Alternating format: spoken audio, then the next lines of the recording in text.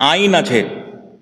আইন আছে বলে আজও যারা দলিত সম্প্রদায়ের মানুষ, যারা অভাবগ্রস্ত মানুষ, যারা একেবারে নিম্ন শ্রেণীর মানুষ, তারা আজকে যে বেঁচে আছে। বলবেন কেন? আর পশ্চিমবাংলায় যে সমস্ত আমরা সোশ্যাল মিডিয়ায় আইনজীবীদের দেখতে পাচ্ছি, তার মধ্যে একটা আইনজীবী হচ্ছে মোফাক্কেরুল ইসলাম।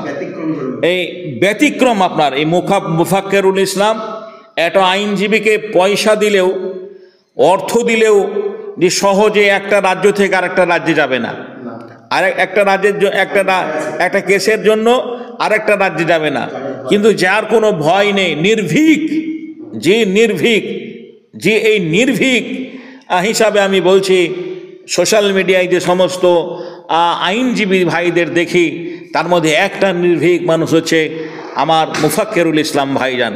মোফাক্কেরুল ইসলামের যে এত অবদান রয়েছে, অনেক ছেলে, সাধারণ ছেলে হয়তো ব্যতিক্রম, তার নিজের ভুলের জন্য ফেঁসে গেছে, বিদেশ থেকে তার নামে কেস আছে, সেই কেসটা কিভাবে সেই কেসের আইন থেকে কেস থেকে বাঁচবে, সেইটা বাঁচার জন্য যে একটা দেশ থেকে আরেকটা দেশে, কোথায় কেরালায়, কর্ণাটকে, ত্রিপুরা, মধ্যপ্রদেশ, হরিয়ানা, বিভিন্ন রাজ্যে উনি ছুটে যান মানুষকে বাঁচানোর স্বার্থে, যে কেসের হাত থেকে বাঁচানোর স্বার্থে, যাতে সেই সাধারণ মানুষটা সাধারণভাবে জীবনযাপন করে।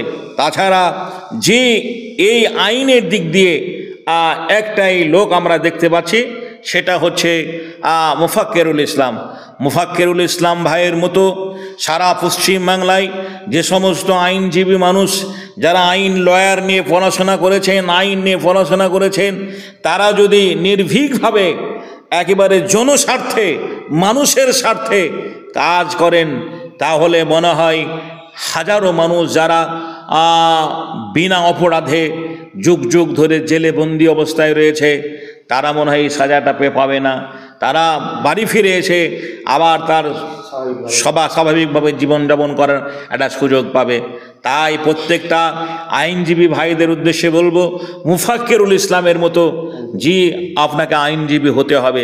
আমি বলছি না যে আপনি ছোট, আপনারও মধ্যেই রয়েছে, কিন্তু সব আইনজীবী সমান নয়। অনেক আইনজীবী রয়েছে পয়সা খেয়েও কাজ করে না, অনেক আইনজীবী আছে পয়সা খেয়েও কাজ করে না, হয়রানি শেষ নেই। যে একটা কেস দেখা যাবে 1 মাসের মধ্যেই বা 2 মাসের মধ্যেই সমাধান হয়ে যাবে, সেখানে 2 বছর সময় কাটিয়ে দেয়। সাধারণ মানুষে বুঝতে পারে না, মনে হয় সেই যে আমার এই কেসটা মনে হয় 2 বছরে হবে, তাই যখন সে সময় আছে পাট বিক্রি করে, ধান বিক্রি করে, গম বিক্রি করে, তার শস্য শ্যামল ফসল বিক্রি করে, নিজের পেটে না দিয়ে টাকা পয়সা রোজগার করে কেসের হাত থেকে বাঁচার জন্য কোর্টে যায়, আর উকিল পয়সা খায়। এমনটা যেন যে কেউ না করেন। মানুষকে হয়রানি করবেন না, হয়রানি ফেলবেন না। একটাই তার মধ্যে হয়রানি করেন না, একটাই উকিল, তিনি হচ্ছেন মোফাক্কেরুল ইসলাম, যার জনপ্রিয়তা সারা পশ্চিমবাংলা ছাড়া ভারতবর্ষের কোনায় কোনায় বন্ধুরে আমার মানুষের হৃদয়ে জায়গা পেয়েছে। মানুষ যদি সৎভাবে নিজের ব্রেনটাকে, যে আমি আইনজীবী, আমি এই নিয়ে পড়াশোনা করেছি, মানুষকে আমি বিপদে ফেলবো না, মানুষকে আমি বিপদের হাত থেকে উদ্ধার করব, মানুষকে আমি বিপদের হাত থেকে বাঁচাবো, এই মনোবৃত্তি নিয়ে যদি মানুষ এগিয়ে যায়, তাহলে মনে হয় মোফাক্কেরুল ইসলামের মতোই সব আইনজীবী মানুষের হৃদয়ে জায়গা পাবে, সব হৃদয়ে মানুষের কাছে জায়গা পাবে। এবং শুধু মোফাক্কেরুল ভাই ভারতবর্ষের মাটিতে নয়, আমরা সোশ্যাল মিডিয়ায় দেখি বাংলাদেশ থেকেও, মালয়েশিয়া থেকেও, সৌদি থেকেও, বিভিন্ন দেশ থেকে মানুষ তার জন্য দোয়া করেন, কমেন্ট করেন, জি আল্লাহ তাকে যেন দীর্ঘায়ু করেন, তাকে হায়াত দারাজ করেন, তাকে যেন আল্লাহ বাঁচিয়ে রাখেন।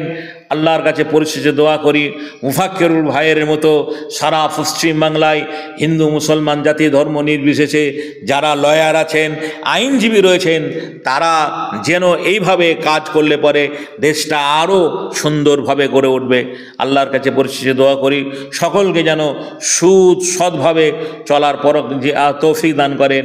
ওয়া আখির দাওয়ানা আলহামদুলিল্লাহি রাব্বিল আলামিন।